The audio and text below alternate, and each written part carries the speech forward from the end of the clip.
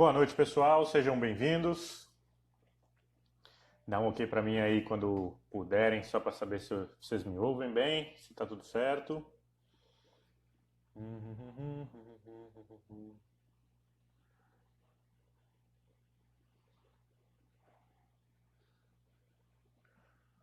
Fala, galera. Tudo certo? Boa noite. Boa noite. Sejam bem-vindos.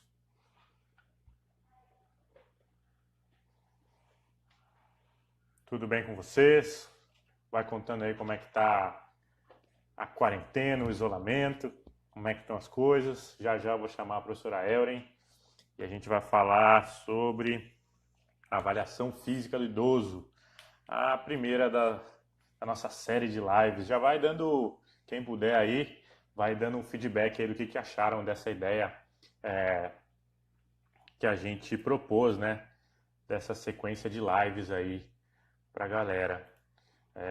Se tem alguma sugestão, se tem algum tema que não entrou, que vocês acham que poderia entrar, se tem algum professor que vocês não gostam. O professor Vitor eu acho que não é legal, vamos tirar o professor Vitor, vamos deixar só os outros professores aí nas lives.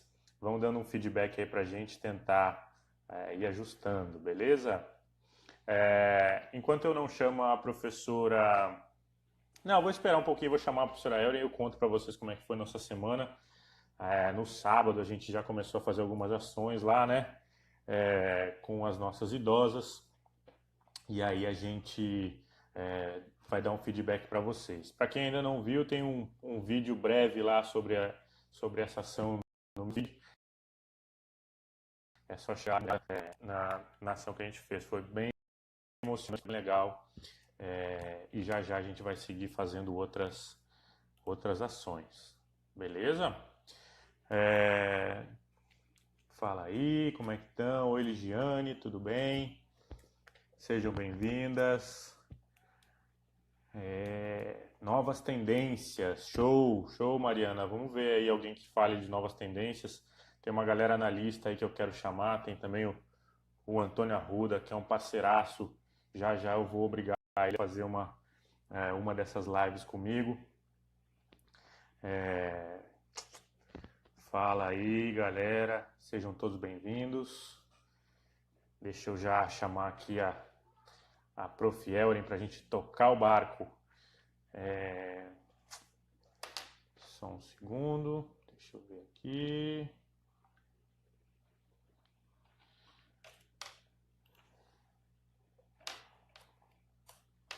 Já tá entrando. Segura a onda aí, pessoal. Segura a onda aí. Segura a onda aí, a gente já vai começar.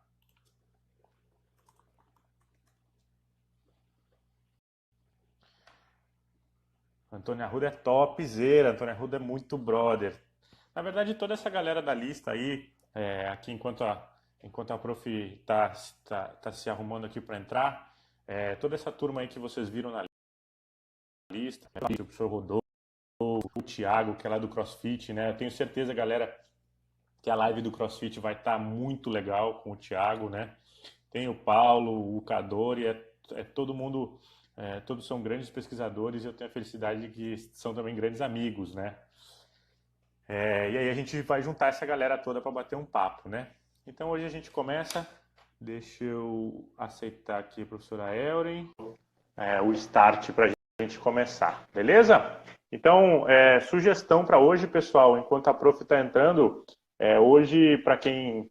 Eu sei que alguns de vocês devem estar deitados no sofá, aí com o celular quase caindo na cabeça, né? Mas hoje seria uma live legal para fazer algumas anotações, para quem, especialmente para quem pensa mesmo, para quem trabalha já com idoso, né? Para quem pensa em trabalhar com idoso, eu acredito que a gente vai dar algumas recomendações bem práticas, né?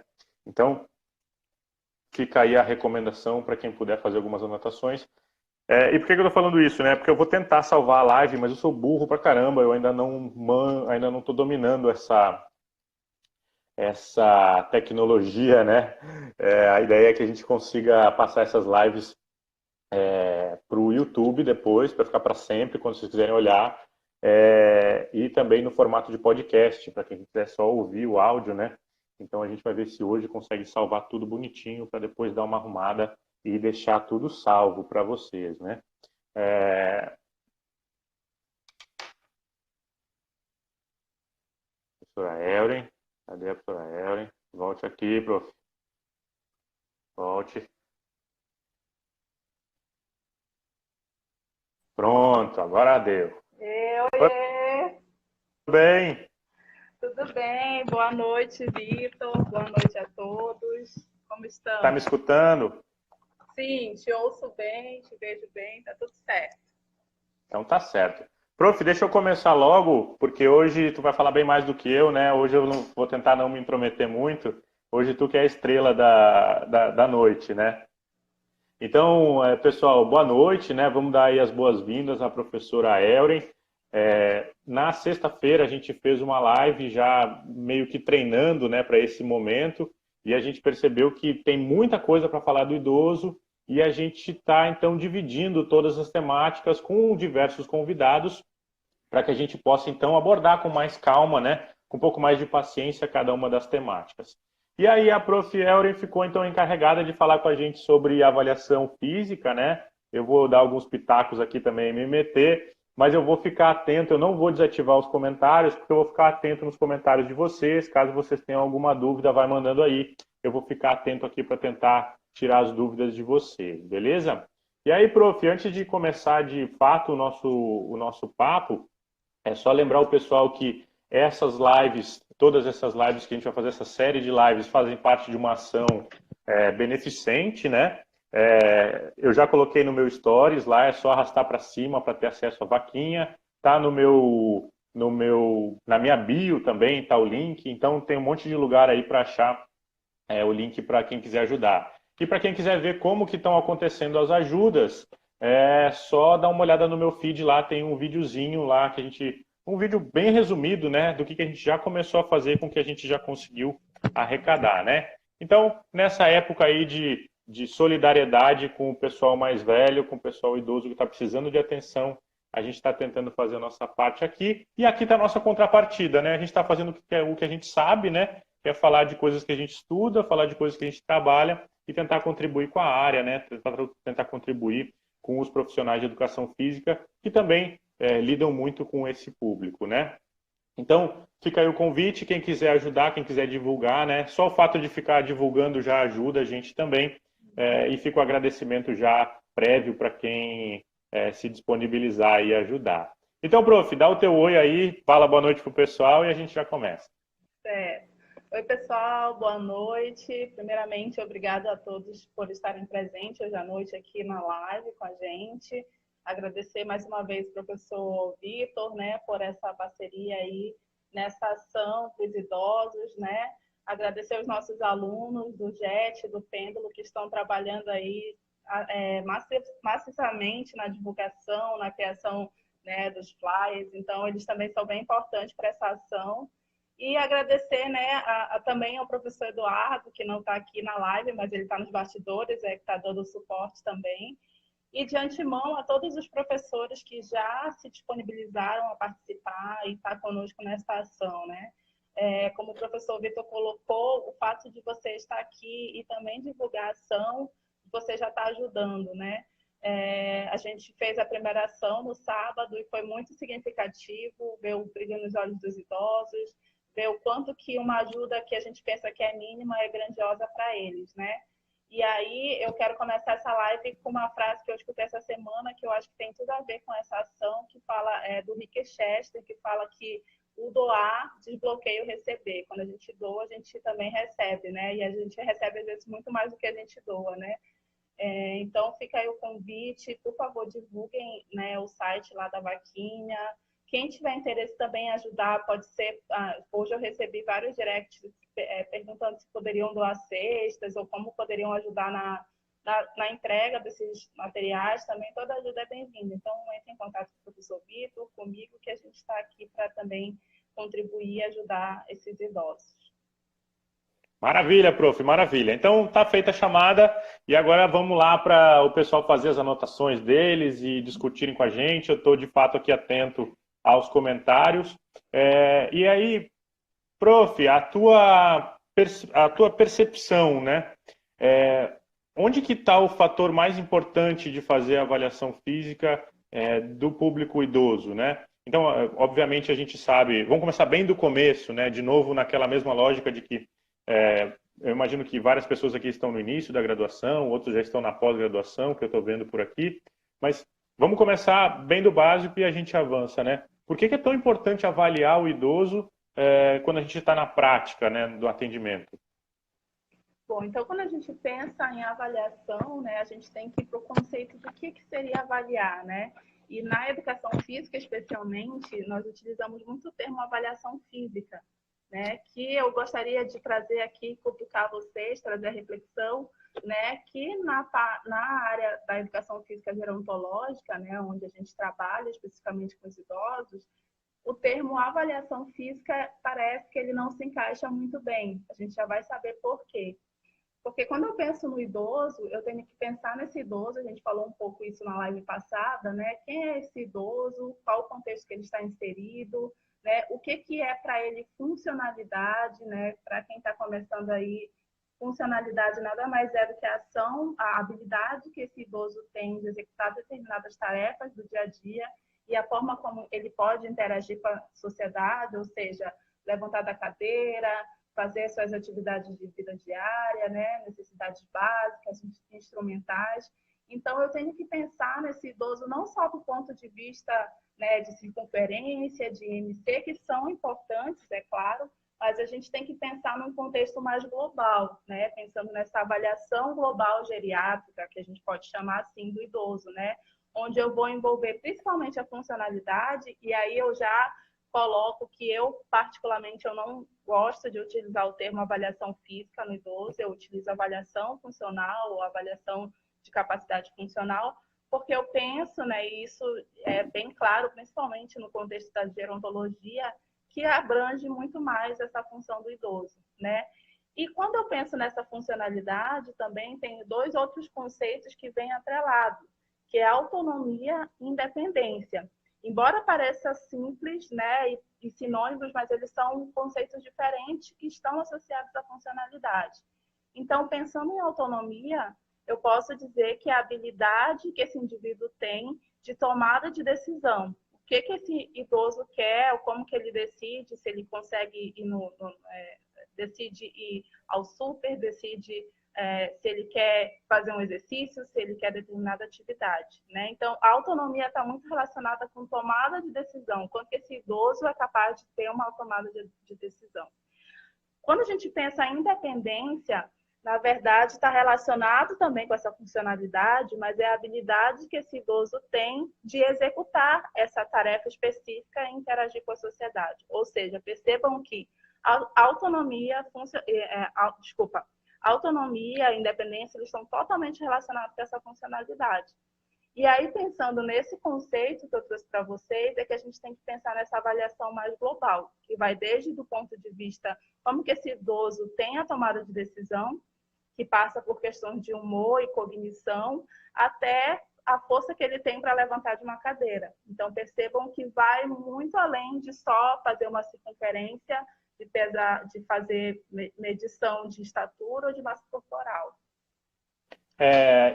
Essa tua reflexão é ótima e uma das perguntas que são bastante frequentes, pelo menos para mim, é assim, professor, existe uma bateria de testes sugerida? Existe um modelo já pronto?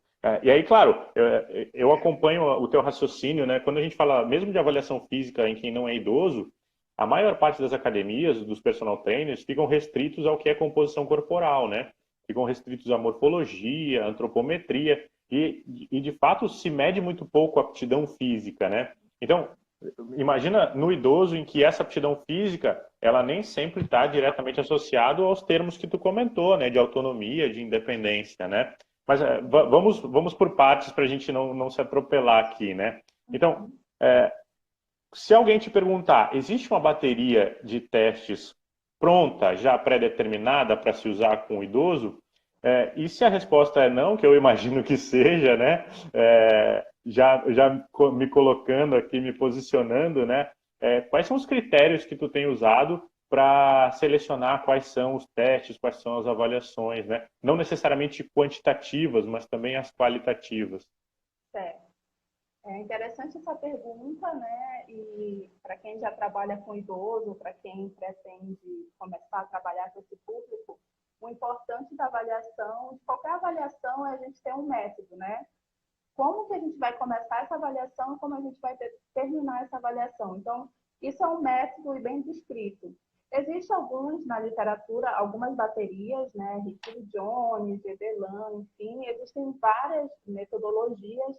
É óbvio que hoje, nesse momento, a gente não tem como abordar tudo, mas eu vou trazer essa experiência prática aí dos últimos 10 anos e o que a gente tem encontrado também na literatura, que tem sido bastante aceito, né? Pensando nesse contexto mais global. Então, existem sim algumas baterias, né, específicas, mas eu digo que não tem um método único para se avaliar o idoso. Você pode, a partir, né, desse contexto desse idoso, você pode escolher determinados tipos de testes que vão te dar uma resposta específica para rastrear a funcionalidade, aptidão física, enfim, e que possa prescrever o treino de forma segura e eficaz. Porém, na literatura, eles trazem alguns testes que eu gostaria de destacar aqui. E aí, pensando na sua pergunta, eu destaco principalmente alguns itens que, na minha concepção, né, dessa prática que eu venho tendo aí, junto com o pessoal da URGS, que a gente trabalha muito com avaliação, né, uma bateria assim, exaustiva, até o pessoal está até aí, queria mandar um beijo para o pessoal. Que a gente avalia desde a questão cognitiva, sintomas depressivos e funcionalidade. E aí, o que eu vou trazer aqui pode ser um método, que é um método que a gente já criou, mas você tem possibilidade na literatura também de criar um método que mais se adeque com a sua realidade. E o que eu vou demonstrar hoje são testes que são de fácil aplicação e práticos, né? Que não dependem necessariamente de um laboratório. Né? Mas se você tem um conhecimento básico, ali você consegue executar esses testes. Então, o que eu levo em consideração? Cognição, né, que está relacionado também com questões de humor, ali, sintomas depressivos, mobilidade, risco de queda, força, equilíbrio. Então, esses, assim, do ponto de vista do idoso, eu penso que esses itens podem ser contemplados dentro de um método. E aí tem vários testes, né, que eu vou falar alguns para vocês. É claro que não vou conseguir entrar em todos, mas um item, pelo menos um teste para cada item desse a gente vai ver hoje. Certo? Posso dar sequência? Certo. Ou Só deixa eu reforçar para o pessoal que eu estou atento aqui. Eu já anotei a pergunta do Marco e a pergunta do Léo Andreato, que é outro brother. Aí, mais para o finalzinho, eu passo as perguntas deles. Ou quando eu achar que, de repente, essas perguntas se encaixaram no contexto. Mas aí, pode seguir sim, prof. Quais são as...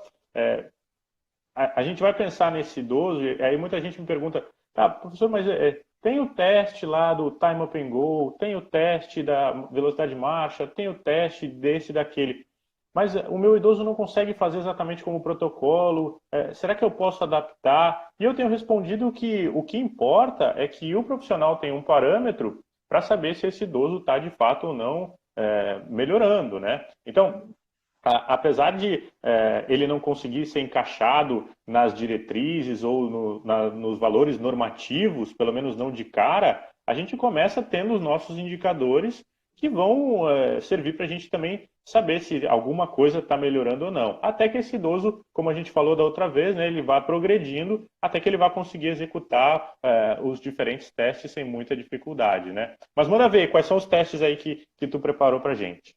Tá. Antes de entrar especificamente no teste, o primeiro passo é se fazer uma anamnese. O que é uma anamnese? É uma série de perguntas onde o professor vai perguntar, vai questionar quem é esse idoso, onde ele mora, com quem ele vive, se é divorciado, né, se é viúvo, né, se mora sozinho, enfim, questões biopsicossociais. E eu digo que a anamnese ela é mais importante de tudo, porque é onde você também vai ali investigar a fundo quem é esse idoso, né? E esse é o primeiro passo. Então, feita uma boa anamnese, né, direcionando essas perguntas para realmente conhecer esse parâmetro biopsicossocial desse idoso, eu vou, então, passar para os testes específicos, né? E aí eu começo rapidamente. Só segue Pega para mim, por favor, o carregador está descarregando. O meu celular acabou de descarregar. Mas vamos seguir. Desculpem. Então, primeiro, eu diria que seria uma avaliação mais cognitiva, né? Para a questão de rastreio de humor. O que seria isso? É importante, a gente sabe que à medida que o idoso vai envelhecendo, né, vai cada vez mais aumentando essa idade, os níveis, a chance e o risco de alterações de humor e depressão eles são muito evidentes nesse idoso. Então, é importante eu avaliar por quê? Porque vários estudos já têm demonstrado que a cognição, a alteração dessa cognição, parece estar diretamente relacionada com as alterações motoras e funcionais. Então, já tem estudos demonstrando que uma alteração cognitiva leve, ela vai indicar daqui a 5 anos que esse idoso vai ter alteração de velocidade de marcha e que ele vai ser um idoso caidor. Então, por isso que é importante eu pensar nessa questão cognitiva, né, e de sintomas depressivos. Até a gente tem um tema específico, eu não vou entrar tão especificamente nesse tema, eu vou falar um pouco do teste, né, do questionário, mas o Felipe Schuch, ele é especialista nessa área, ele vai trazer muita informação sobre isso. Então, eu vou falar rapidamente sobre o teste. Então, um dos testes que é bastante utilizado para esse rastreio de humor é o GDS-15, ou Escala de Depressão, né, Geriátrica. Então, anotem aí. Se eu estiver falando muito rápido, só falem para eu falar mais devagar, né? Então, é a Escala de Depressão Geriátrica, ou GDS-15 ali do inglês, né? Então, é um questionário super simples, que tem 15 perguntas, e o idoso vai responder sim ou não. E aí, os scores disso vão mostrar um rastreio de alteração de humor, de sintomas depressivos. É importante destacar que é um rastreio, ou seja, uma avaliação e não um diagnóstico, né? Para se ter um diagnóstico de alteração de sintomas depressivos, é necessário outras baterias de exames clínicos, que não é o caso. Mas você já tem uma ideia desse rastreio, como é que está o humor desse idoso. Então, esse é um primeiro ponto. Então, quero ver como é que está os sintomas depressivos desse meu idoso. Avalia, vai começar a sua intervenção, faz a sua anamnese e separa um dia para te fazer essas avaliações, né? Que já pode ser uma aula, considerado uma aula, né? As pessoas acham que, não, gente, já é uma aula. Você está conhecendo o seu idoso, você está avaliando, né, para poder prescrever com segurança. Então, é importante você colocar no seu planejamento esse dia da avaliação, que pode ser 1 ou pode ser 2, enfim, dependendo do número de testes que você queira utilizar. Então, esse é o primeiro. Maravilha.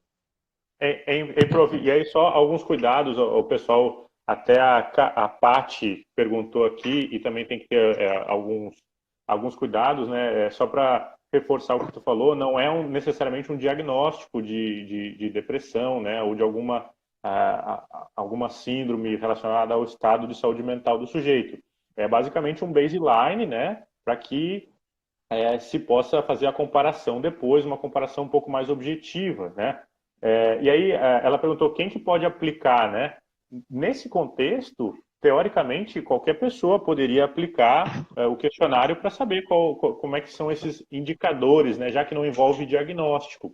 É claro que a gente que trabalha com a saúde, fisioterapeuta, professor de educação física, até mesmo os psicólogos, talvez a gente consiga lidar melhor com a informação que essa escala dá, né? Mas até mesmo um familiar que está em dúvida e quer monitorar o seu avô, a sua avó, eu não vejo nenhum problema de aplicar esse tipo de questionário.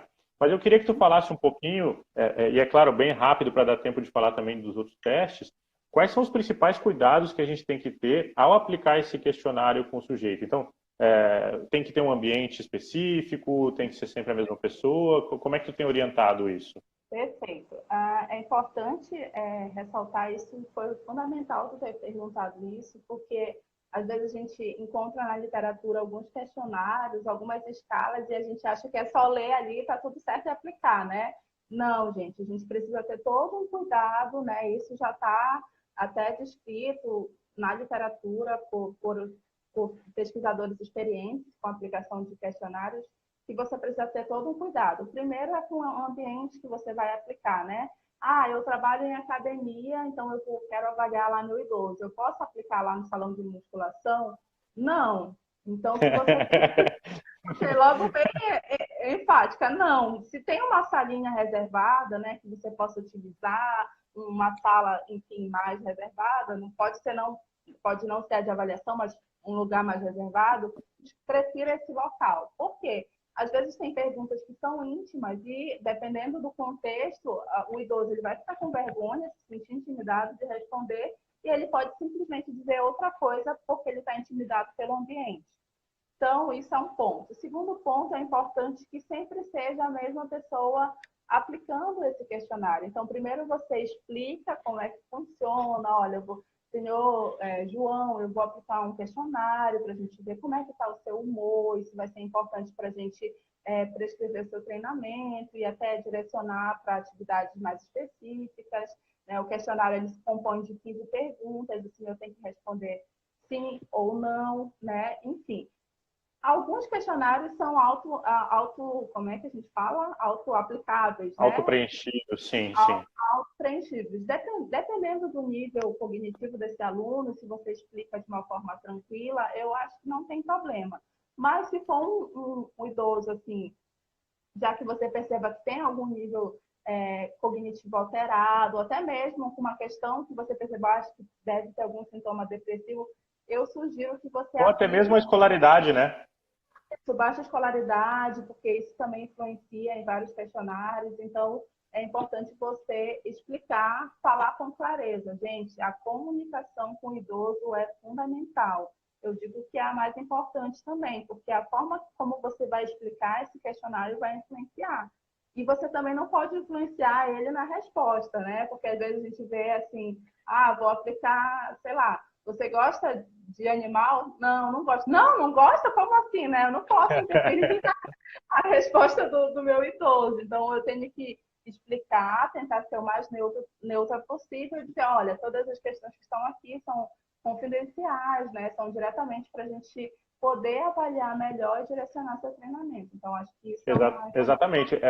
Passar essa confiança para o idoso é essencial nessa hora, né? Para que ele de fato entenda que primeiro que ele pode confiar no professor, né? Pode fazer, né, de modo aberto, responder de modo aberto, né? E também mostrar para ele que todas as tuas decisões que vão partir dali dependem de informações reais e verdadeiras, né? Se por Sim. acaso tu tiver informações distorcidas, talvez tu tome decisões que sejam equivocadas, né?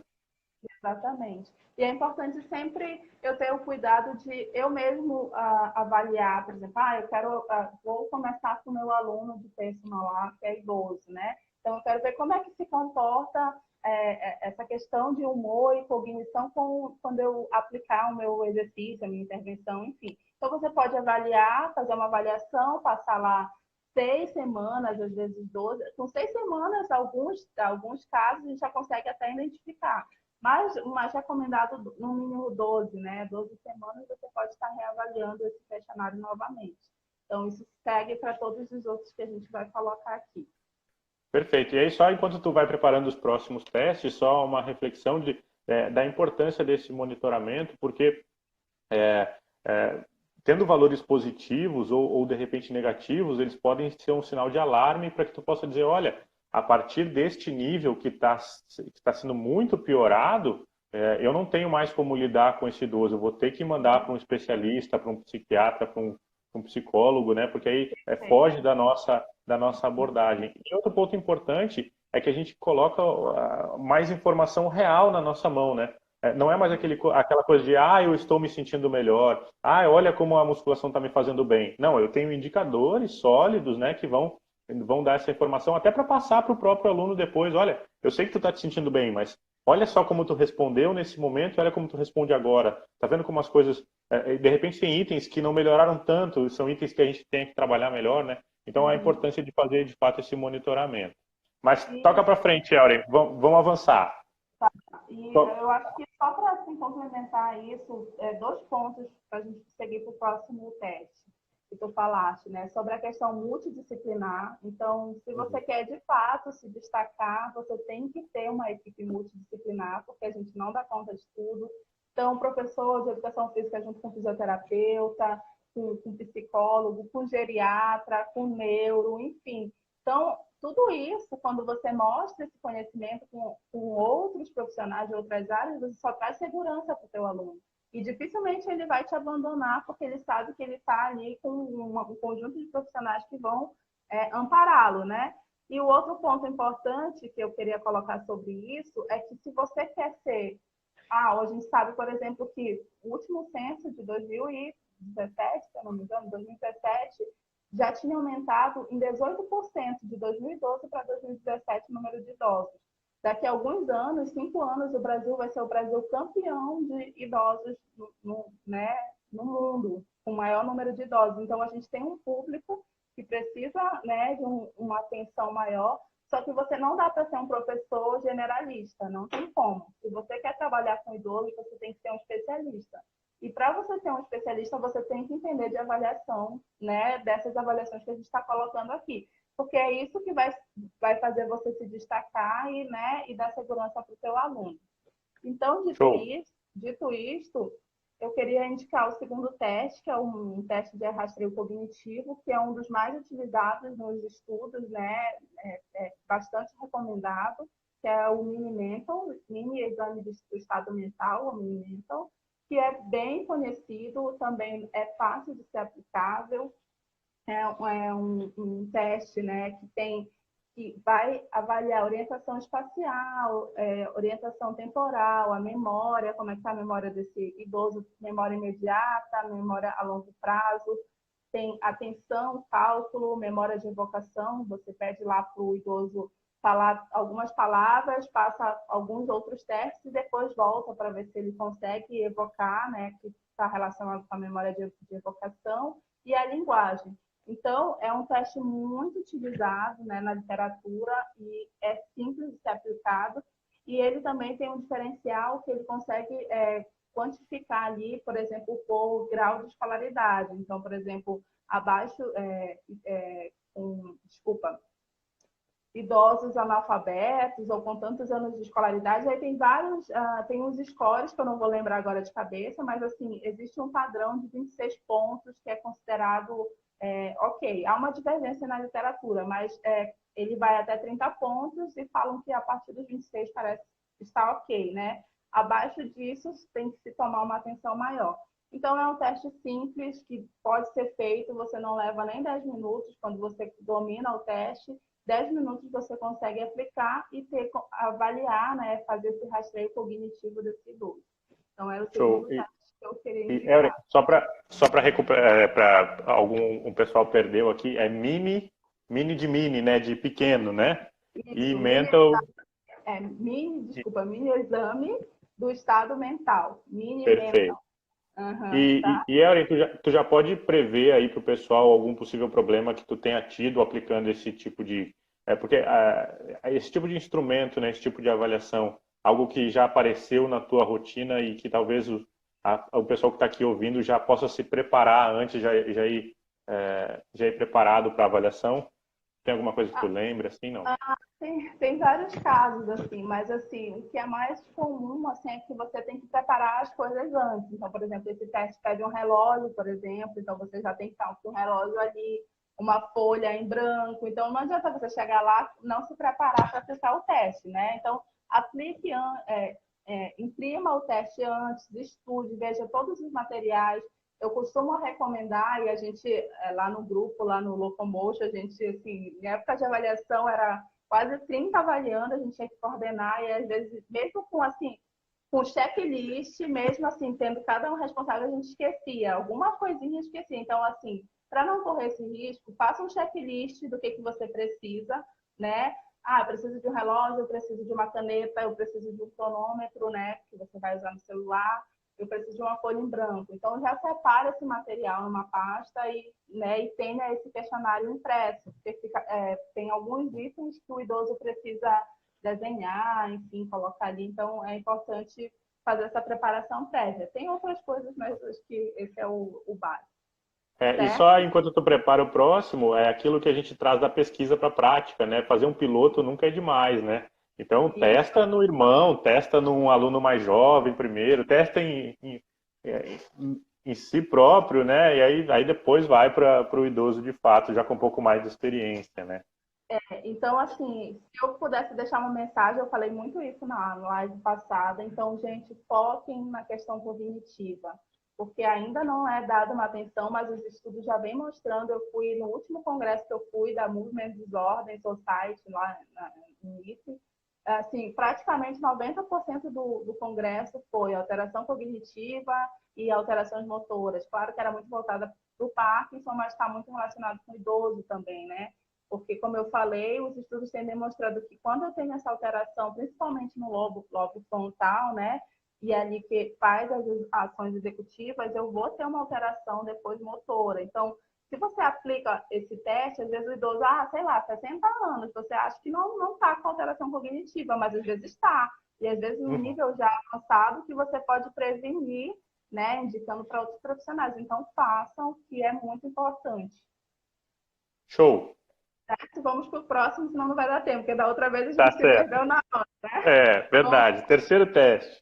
outro teste importante, que na verdade agora vai ser um conjunto de testes voltado para a mobilidade, que é outro ponto que eu acredito ser fundamental, que está totalmente relacionado com a autonomia, né? Que é a capacidade do indivíduo executar as tarefas. Então, se ele não tem a mobilidade funcional de se locomover, dificilmente ele vai ter autonomia, ele vai ficar sedentário, ele vai para a cama, ele vai cair, enfim. Então, a gente já sabe as consequências. Então, focar também na mobilidade, avaliar como é que está essa mobilidade.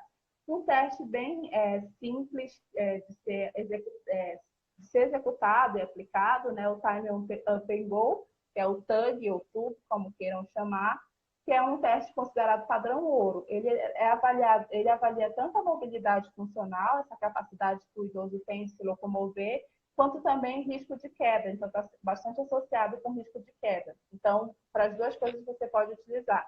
Como é esse teste? Então, você vai ter uma cadeira. É importante essa cadeira estar no centímetro 43 centímetros, de 43 a 45, que é o padrão, né, das cadeiras brasileiras. Mas é importante você atentar para a cadeira que você vai fazer o teste antes da avaliação e depois lá das suas, sei lá, 6 semanas, 2 semanas, tem que ser a mesma, porque a altura, a diferença de cadeira, ela pode interferir no teste. Então, se eu fiz lá numa cadeira X, lá da casa do idoso, eu tenho que repetir com aquela mesma cadeira. Então, isso é bem importante.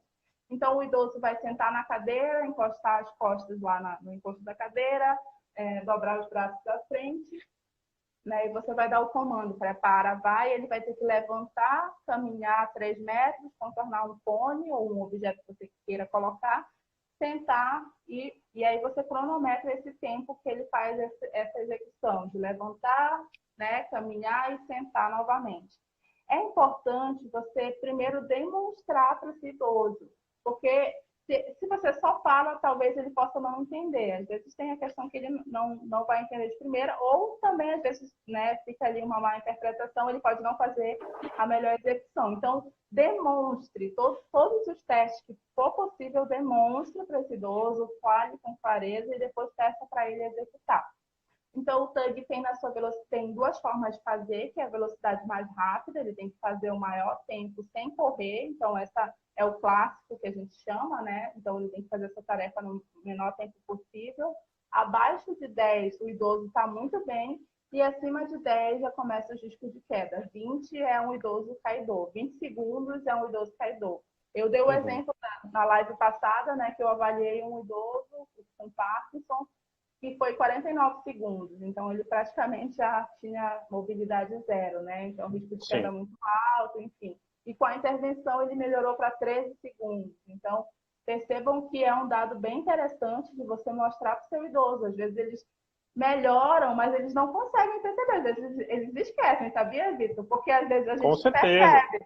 Olha, A gente esquece. como o fulano está andando bem, está veloz, não sei o quê. Se você mostra o teste para ele, ele vai, nossa, ele vai, né? Legal. Então, uma forma de você criar esse método e fazer um relatório e entregar para o seu aluno também, que é importante para ele ir acompanhando a evolução, né? Então, esse é um teste bem legal de fazer. E normalmente a gente faz com a velocidade autoselecionada também, que é aquela que o idoso escolhe caminhar. Então a gente pede, eu sempre começo lá no grupo, lá no Locomotion, a gente tem um padrão, a gente sempre começa com a autoselecionada, ou seja, aquela que ele caminha no dia a dia, e aí você orienta ele, e depois a gente pede para ele fazer na velocidade mais rápida. Na velocidade autoselecionada, normalmente a gente pede para fazer três testes.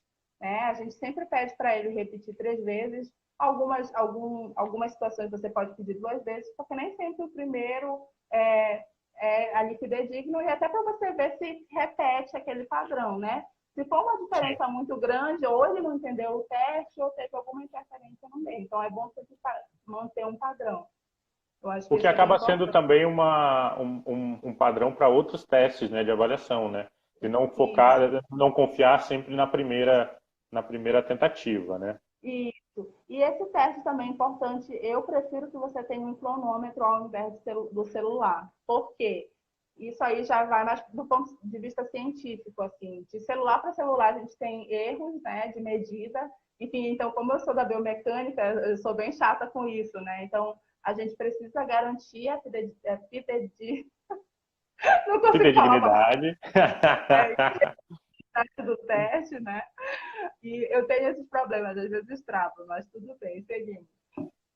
Então, é importante que a gente garanta que eu vou fazer com o mesmo cronômetro. Então, se for com o celular, ok, mas faça com o mesmo celular, porque 1 ou 2 segundos tu vai ter uma interferência no teste. Então, tu pode estar alterando o teu resultado, né? O segundo Perfeito. teste, vou passar para o outro teste de mobilidade, tá? Tudo bem, galera? Estão gostando aí? Tudo certo? Deixa eu respirar um pouco. Tudo tranquilo. Eu nem vou falar nada que é para dar tempo. O pessoal está pedindo um tempo para as perguntas. Ainda vou E diminuir minhas intervenções.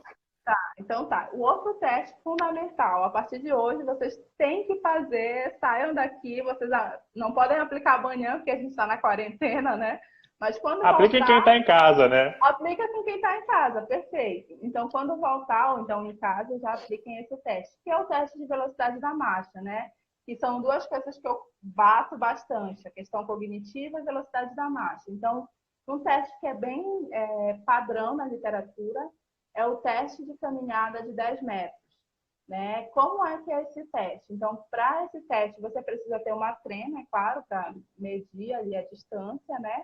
Mas, embora ele fale, a gente descreva como teste de caminhada de 10 metros, ele, na verdade, é de 14 metros. Você tem que medir, então, 14 metros, marcando ali 2 metros para considerar aceleração, né? E depois mais 10 metros, passando os 10 metros para chegar, desculpa, 14, para desaceleração. Então, você vai ter 10 metros em que ele vai executar a velocidade de marcha de forma constante e considerar esses 2 metros iniciais e 2 metros finais para aceleração e desaceleração, certo? Nesse teste também é importante você explicar como é que é feito o teste, ter um cronômetro, já marcar a distância. Eu sugiro sempre colocar uma fitinha no chão, ou se tiver aqueles cones pequenos ali, indicar, né, onde ele tem que passar do teste. Nunca diga assim, você tem que ir até o cone, né? Digamos que é os 10 metros, porque ele vai desacelerar antes. Então, diz para ele passar do cone lá dos 10 metros, que aí você vai ter a velocidade constante. E aí faz na sua velocidade autoselecionada, ou seja, aquela que o indivíduo caminha normalmente. Então, você vai falar assim, seu João, caminhe agora na sua velocidade confortável, ou seja, aquela que você usa no dia a dia, para ir na padaria, comprar pão, enfim, ou que o senhor caminharia por longo tempo. Então, essa é a velocidade autoselecionada. Para a gente conseguir dizer que está ok essa velocidade, é importante fazer 3 vezes o teste. Então, você vai, pede para ele ficar lá, descansa 3 minutos, 5 minutos, depende da condição cardiorrespiratória desse idoso. Como são 10 metros, não tem tantas alterações assim a nível de cardiorrespiratória, dependendo do idoso. Porque se for um idoso Sem dúvida. frágil, 10 metros ali pode ser um sprint para ele mesmo caminhando na velocidade autoselecionada, né? Então tem que cuidar com isso. Então não existe um tempo padrão. Veja a condição do seu aluno, peça para ele retornar e depois faz novamente. Eu gosto sempre de fazer 3 para a gente ver se segue aquele padrão, porque às vezes varia muito, né? Se varia muito é que ele não entendeu o teste ou ele não está sabendo utilizar de fato a sua velocidade autoselecionada. Euren, e para Então, aquele pessoal que tem menos espaço, como é que tá? Faz um tempo que eu não leio sobre isso. Como é que tá o teste de 6 metros, né? Que aí tu teria um espaço de 10 metros, 2 para aceleração e 2 para desaceleração, e mediria a velocidade em 6 metros. Tu tem recomendado também? Não. sim, já tem alguns estudos mostrando, né, que é um teste válido, enfim, e sim, se for para funcionalidade, eu acredito que sim. Aí depois, Como quando nós, converter para quilômetros por hora, é basicamente uma questão matemática, né? Regra de três, né? como a gente lá no grupo do Locomotion, fala muito do Locomotion porque está muito ligado com o que a gente faz lá e com o que a gente também vai fazer no pêndulo, né? Como a gente trabalha muito questão de variabilidade da marcha, se eu tenho um espaço muito curto, essa variação ela fica muito alta e às vezes não é da marcha, é porque ele ainda não entrou na sua velocidade linear, que a gente fala de fato. E aí, Perfeito. por isso que, para dados mais científicos, a nível de pesquisa, eu prefiro usar os 10 metros. Mas, para quem tem pouco espaço, perfeito. A ideia é só você entender como é que está a velocidade na marcha, certo? E você também Show. pode fazer o mesmo teste, só que na velocidade mais rápida de caminhada, ou seja, ele vai ter que caminhar o mais rápido sem correr. E aí é uma vez só. Então você vai falar, Dona Maria, a senhora vai caminhar até passar do cone o mais rápido que a senhora puder, sem correr, mais rápido. E aí sempre dá um comando. Você vai ir a partir do meu vai. Então você conta, prepara, vai. É importante também deixar os comandos claros, né, para poder soltar exatamente o seu nome, certo? Show. Vamos pro próximo. Perfeito. E eu só queria fazer assim um parêntese, porque eu dou muita ênfase na questão da velocidade da marcha. Porque já está estabelecido na literatura vários estudos, inclusive várias meta-análises, estudo de corte, demonstrando que a velocidade da marcha está relacionada com alterações de comorbidades e doenças associadas, desculpa, doenças associadas, né, por todas as causas, mortes por todas as causas, enfim. Então, já foi mostrado que quanto menor essa velocidade desse idoso, maior é o risco de mortalidade.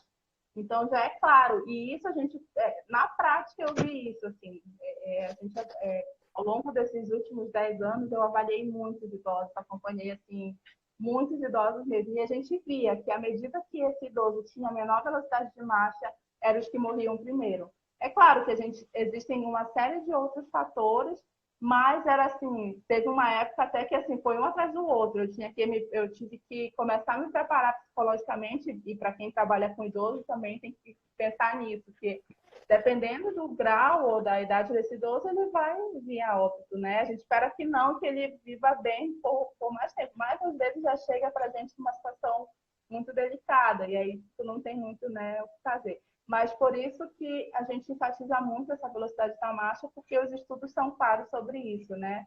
E além disso, tem uma questão de gasto energético, como eu falei, né? Quanto menor essa velocidade desse idoso, maior for contrações musculares, ou seja, agonistas e antagonistas, maior estabilidade, ele tem uma variação muito grande dos parâmetros da marcha, então ele vai ter um gasto energético maior. Então, qual é o meu objetivo? Aumentar essa velocidade para que ele chegue próximo da velocidade ótima, onde ele gaste menos energia e torne a autonomia mais eficiente, a sua mobilidade mais eficiente, né? Tem até um outro cálculo, que aí já não é um teste, mas é um cálculo, que é um índice que eu falei na live passada, que é o índice de reabilitação da marcha, onde a partir dessa velocidade que a gente faz no teste de 10 metros, a gente consegue dizer, olha, esse idoso está gastando muita energia se ele continuar caminhando nessa velocidade. Então, qual é o nosso objetivo? Aumentar para que ele chegue próximo da ótima. Ou então ele está caminhando muito acima do que ele deveria. Então, tentar equilibrar isso. Então, é simples, é um cálculo simples, que só com a velocidade de marcha, né, e um cálculo bem tranquilo e com a velocidade ótima, eu consigo ter esse parâmetro. Então, já é um dado interessante, que você não precisa, por exemplo, de analisador de gases, mas você dá uma resposta do ponto de vista energético para esse idoso. Então, é uma outra Perfeito. análise. Quem quiser, depois eu posso me pedir no direct ou por e-mail que eu envio o artigo de como que calcula bem simples. Certo? Show. Outro teste que eu coloquei aqui, velocidade da marcha, que é clássico, né? Eu vou até fazer uma pergunta para ti, agora eu vou te provocar, Vitor. Manda ver. Posso fazer a provocação? Manda ver, claro. Avaliação de força no idoso. Qual o teste? Bom, O então. RM? Então, essa provocação aí para o pessoal, eu não sei se tem relação, né, mas há uns 2 anos atrás a gente publicou um trabalho mostrando que um RM é reprodutível, né? Foram um trabalho com 300 idosos e mostrando que tem reprodutibilidade. E aí, claro, vai depender do componente de força que a gente está falando, né? Até pegando o gancho do Andreato, ele perguntou se a gente utilizaria teste de saltos com idosos, né? E a gente também publicou validando um aplicativo de salto, né, com idosos. Na verdade, esse a gente ainda não publicou, está submetido, mas mostra que o aplicativo é confiável para medir salto nos idosos. Então, dependendo da manifestação de força objetivada, eu gosto bastante dos testes de 1RM e gosto bastante também dos testes de salto, né? Dos testes de potência. Eu confesso que eu não gosto muito do arremesso de medicine ball, especialmente com idosos. Eu acho que depende muito de técnica, ele é muito variável. Mas os testes de salto e os testes de força a gente tem se dado bem com eles, com a realidade do personal trainer, né? Que não tem um isocinético, não tem não tem um dinamômetro manual que seja, né? Então, eu confesso que eu tenho gostado mais dessas variáveis. Eu acho que testes submáximos, como 10RM, por exemplo, eu acredito que eles vão apresentar uma variação muito grande por causa do controle, da experiência do idoso, né? Não que os outros testes não apresentem isso, mas eu acho que acertar no valor de 10 repetições é bastante complicado. Então, eu apostaria no 1RM e nos testes de salto. Beleza, eu vou discordar. Falaram que a gente não discordou na live passada, né? Pronto, aproveitando. Vamos discordar. Ciência é isso também, né, Vitor? Né? É Sem claro que dúvida. quando a gente pensa assim, nos artigos científicos de determinação de carga, perfeito um RM, eu acho que ok, tudo bem, né? Mas do ponto de vista clínico ali do meu dia a dia, né? Pensando no personal, no professor que trabalha, sei lá, numa casa de longa permanência ou que não tem muito recurso, aí quando a gente pensa muito em um RM, talvez como é que fica esse professor, né? E será que de fato um RM é mais importante para o idoso, para a gente saber como é que está o nível de força? Ou é melhor eu saber como é que está se ele consegue levantar da cadeira, né? Que também é um teste validado para avaliar a força. Então, nesse sentido, assim, do ponto de vista clínico, né? E pensando ali na prática, na aplicação prática, eu não sou muito a favor do RM, né? A não ser que, de fato, ele queira periodizar, enfim, mas vai muito na linha do que eu falei na live passada, que eu tenho que pensar quem é esse idoso, qual é o método que eu estou utilizando. Então, tem horas que eu posso sim usar a musculação, mas eu posso implementar um pilates, eu posso colocar um treino de força na água. E nem sempre aquele 1RM vai representar ali a funcionalidade do idoso. Porém, eu concordo contigo quando a gente pode, por exemplo, avaliar o idoso através de saltos. Inclusive, né, avaliando a potência ali, porque a gente sabe que a potência é uma das forças, dos tipos das manifestações de forças que são reduzidas nesse idoso, né? Ele perde muita fibra do tipo 2 ali, né? Então, ele precisa de potência para ir ao banheiro e sentar no vaso, levantar do vaso. Então, assim, do ponto de vista funcional e global, eu penso que o salto parece ser mais interessante até do que o RM, né? Alguns estudos Deixa eu até... só, deixa eu só.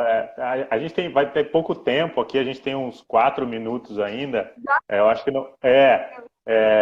A minha proposta é que a gente avance um pouquinho mais aqui e volte, né? Se o pessoal não se incomodar, só para responder as perguntas, né? Tem bastante gente fazendo muita pergunta, né?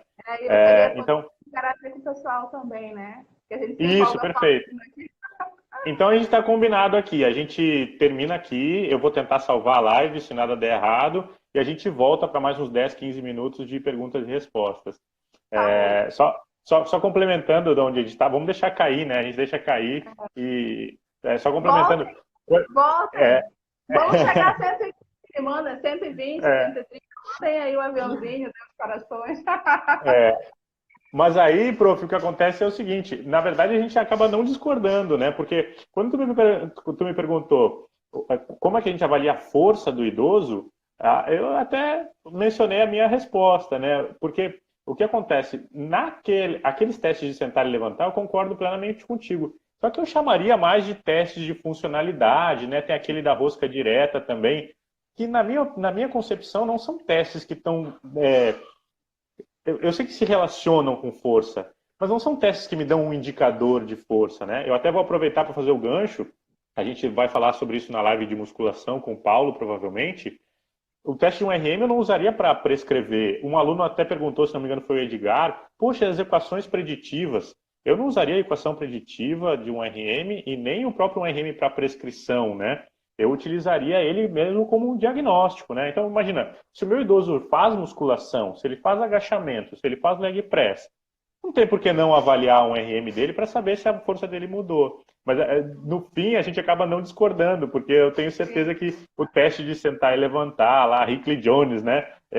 Sentar e levantar, ou a flexão de cotovelo, são bons indicadores, validados, até para a gente comparar esse idoso com o resto da população. Mas falando em força mesmo, brutal, eu ficaria com RM e com salto. Beleza. E até também pela especificidade, né? Por exemplo, eu trabalho com caminhada nórdica. Como é que eu vou fazer um RM? Não faz sentido. Então, para mim é mais interessante ver se ele melhorou o sentar e levantar, né? Que dá um indicativo de força, pode não ser ali a força como a gente diz, mas clinicamente, do ponto de vista funcional, é o que eu acho que é mais indicado, né? Então, no fim, quem queria ver a gente brigando se ferrou, porque no fim a gente concorda. Tudo certo. E aí, então, para indicativo de força, eu diria o teste de sentar e levantar, eu gosto bastante, a gente tem utilizado muito lá nas intervenções, né? Com dança, com jog, com caminhada nórdica, com o pessoal lá do GPAT com hidroginástica, com treino de força na água, inclusive, né? Que a gente, mais para frente, a gente já fica uma dica aí que a gente pode falar sobre treino de força na água, viu, pessoal? Show. Resultados. E aí, então, eu indicaria o teste de sentar e levantar, né? Que você também tem que ter uma cadeira daqueles parâmetros de 43 a 45 centímetros, de preferência com encosto ali, né? De apoio. Marcar o tempo de 30 segundos e contar a execução completa desse teste, né? Quantas vezes seu idoso consegue levantar e sentar.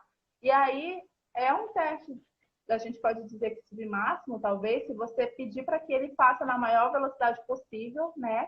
Mas você tem que contar as execuções completas, ou seja, levantar completo, sentar, encostar na cadeira. Né? E aí você marca o tempo de 30 segundos e quantas repetições ele consegue fazer. Nesse teste também, o cuidado primeiro, demonstre. Sempre nesses testes você precisa demonstrar. Segundo, cuidado. Peça para ele fazer no máximo 2 repetições, só para ele familiarizar com o teste, para ver se ele realmente compreendeu.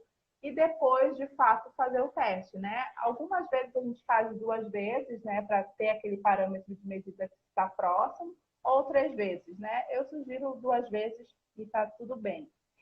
Eu não gosto muito do teste de flexão de cotovelo, porque eu acho que, às vezes, é muito difícil deles entenderem. Assim, tu explica, tu demonstra, e aí o cotovelo vai. Enfim, então, eu acho que não é um teste, embora seja validado na literatura, né? Mas eu não acho que seja muito aplicável para o idoso. Assim. É o que se tem estudos que utilizam, mas eu não acho que é muito funcional. E aí, Eu concordo.